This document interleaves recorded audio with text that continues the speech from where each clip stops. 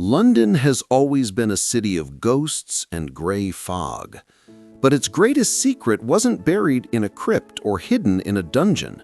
For decades, it rested in the heart of the sky, inside the most famous clock tower in the world. Millions of tourists took photos from below, unaware that high above, inside the cold iron mechanism of Big Ben, a human heart was waiting to be heard. This is a story about a mistake, a letter, and how time itself can fix what is broken. To understand the ending, we must go back to the beginning. The date is November 11, 1959. The cold was biting that morning. The Thames River looked like a sheet of dark glass. Inside the Elizabeth Tower, history was quietly being made. Clara Miller, a young woman with grease-stained fingers and a sharp mind, was walking up the 334 steps. She was the first woman ever allowed to service the great clock's mechanism. The senior clock keepers, men with gray mustaches and stiff suits, watched her with skepticism. "Do not touch anything unnecessary, Miss Miller," they warned. The air inside the belfry smelled of old oil, brass, and centuries of dust. The sound of the pendulum swinging was hypnotic, a heartbeat of iron, tick-tock. Clara was cleaning secondary gear, a part of the machine rarely accessed when she saw it. It wasn't a mechanical fault. It was a flash of white paper wedged dangerously between a heavy iron strut and the cold stone wall. A normal person might have ignored it, but Clara was curious. She reached out, her fingers brushing against the cold metal. She pulled gently. It was an envelope. The paper was brittle, yellowed by 60 years of heat and cold. It was sealed with red wax, now cracked. Clara looked around. The supervisors were busy arguing about a pressure valve. Quickly, she slipped the envelope into the pocket of her overalls. She felt a strange heat radiating from it against her hip. Later that night, in her small flat in Kensington, she finally examined her treasure. The handwriting was elegant, slanted, and desperate. The date on the corner read November 10th, 1896. The letter was addressed to Eleanor. Clara opened it with trembling hands, afraid the paper would turn to dust. It was written by a man named Arthur. He was not a lord or a duke. He was an apprentice mechanic, one of the invisible men who kept the empire running, and he was hopelessly in love with a woman he could never have. Eleanor was the daughter of a viscount. Their worlds were separated by an unbridgeable ocean of social class. "My dearest Eleanor," the letter began, "they tell me our time is impossible. Your father has forbidden me from seeing you. He plans to marry you off to the Duke of Somerset by winter.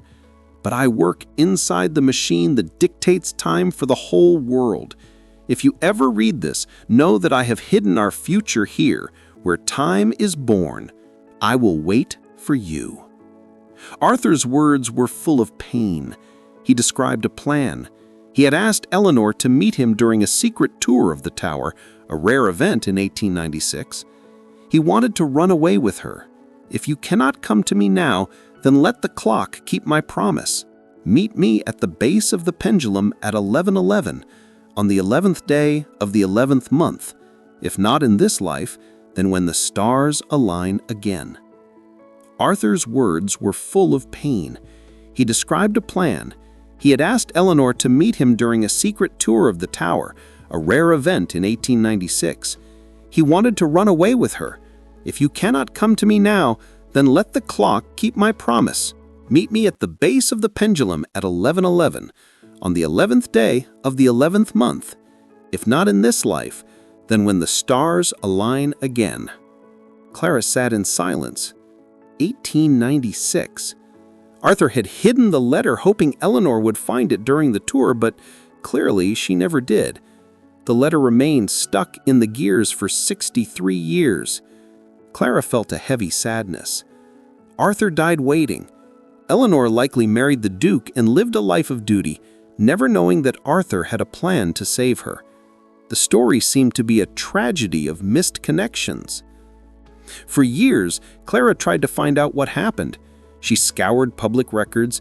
She found that Arthur died in a naval accident in 1899, unmarried. Eleanor indeed married the Duke, but records showed she died of melancholy just 5 years later. It was a Romeo and Juliet story, silenced by the ticking of Big Ben. Clara kept the letter in a velvet box. It became her secret burden.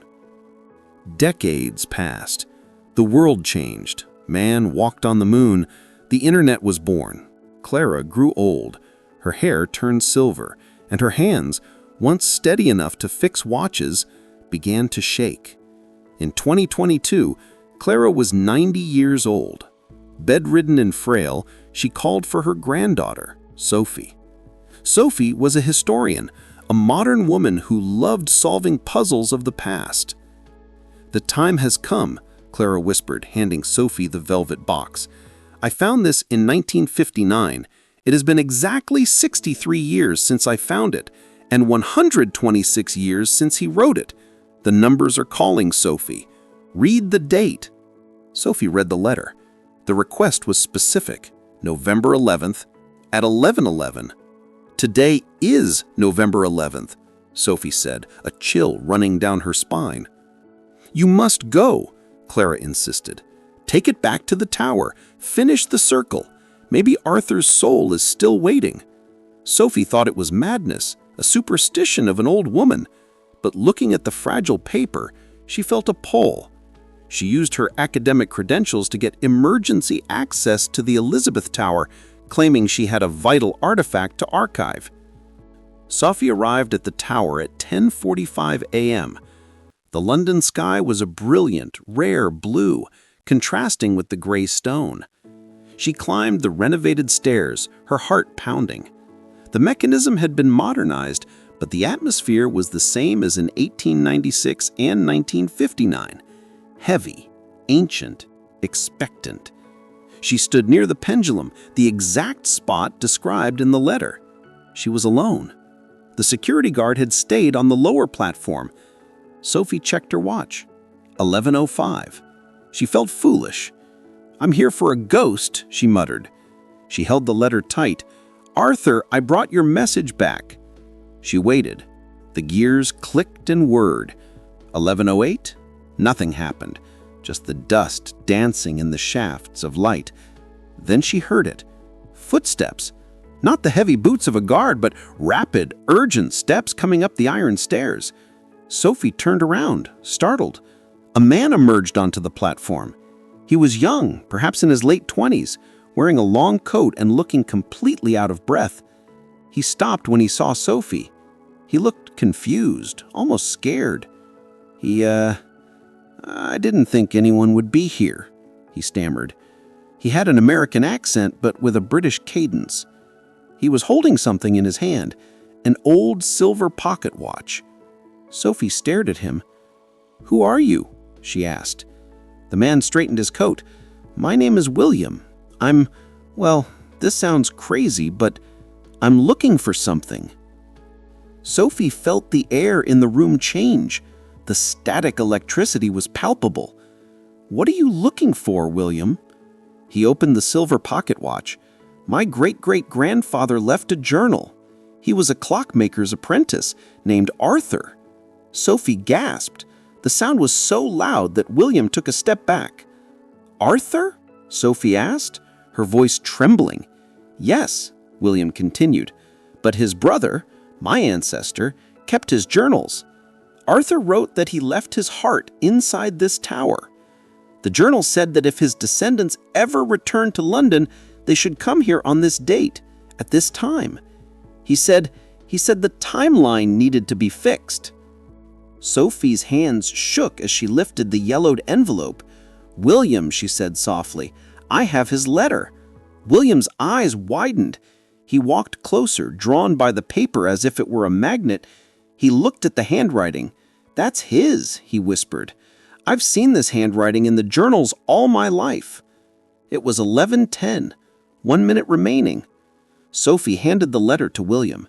As their fingers touched, a strange warmth flooded the cold tower. It wasn't magic, not in the fairy tale sense. It was the weight of 126 years of waiting being lifted. William read the words Arthur wrote for Eleanor. Tears welled up in his eyes. He loved her so much, William said. He died thinking she ignored him. She didn't ignore him, Sophie explained gently. She never got it. Until now. They stood there, two strangers brought together by a century-old grief. Sophie, the granddaughter of the woman who found the secret. William, the descendant of the man who wrote it. The final pieces of the puzzle. And then the mechanism engaged. The deep, resonant sound of the Big Ben bells preparing to strike began to vibrate through the floor.